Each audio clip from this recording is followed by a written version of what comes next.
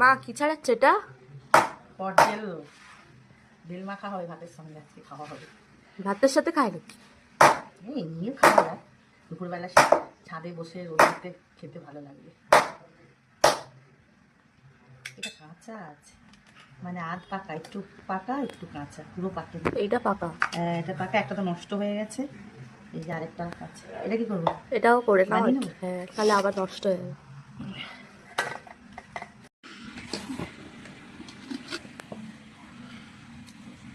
একটু বিট নুন থাকলে ভালো হতো, চিনি, কাঁচা লঙ্কা দিয়ে।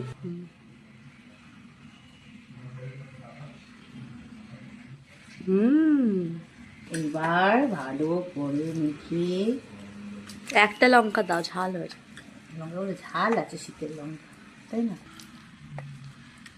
দিয়ে ঝুড়ি দিয়ে ঢেকে ছাদে রেখে আসি। এই তো রোদে দিয়ে গেছিলাম ফাঁকার পরে, তারপরে এই যে রোদ তুলতে এসেছি। দুপুরবেলা বসে বসে রোদের মধ্যে খাবো এটাকে। চলো তাহলে।